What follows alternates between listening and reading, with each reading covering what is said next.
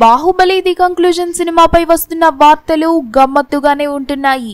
ఎంతలా అంటే సెలబ్రిటీలు కూడా తమను తాము ఫోకస్ చేసుకునేందుకు బాహుబలిని బాగా ఉపయోగించుకుంటున్నట్లున్నారు. కొంతమంది మేధావులు క్రిటిసైజ్ చేసి వార్తల్లోకెక్కారు.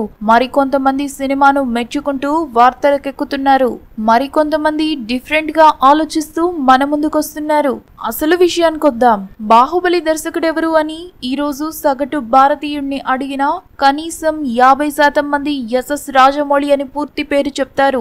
నిజమా అంటే ఖచ్చితంగా ఇది నిజం. కావాలంటే YouTube Baahubali the conclusion public talk అని వివిధ భాషల్లోని బాహుబలిని వెతకండి. తెలుగు, తమిళ, మలయాళ, కన్నడ, హిందీ భాషల్లో ఉన్న బాహుబలిని చూసి బయటకు వచ్చే ప్రేక్షకుడు మైకు దగ్గరకొచ్చి మొదటిగా చెప్పేది రాజమౌళి సూపర్ గా చేశాడు అని.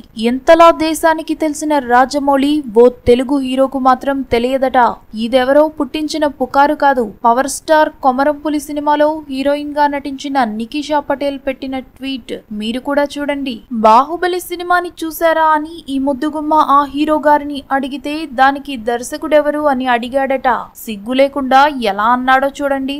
అతన్ని చూస్తుంటే అసహ్యం వేస్తుంది అని ట్వీట్ చేసింది. చూసారా, వార్తల్లోకొచ్చేందుకు ఇదో దారి కూడా ఉంది. ఓ తెలుగు హీరోకు బాహుబలి డైరెక్టర్ ఎవరో తెలీదా? కాకపోతే ఈ హిందీ బొమ్మకు తెలుసో లేదో చూద్దామని టెస్ట్ చేసుండొచ్చు కదూ. అంతే అయ్యుంటుంది. రాజమౌళి ఎంత పని కల్పించావయ్యా.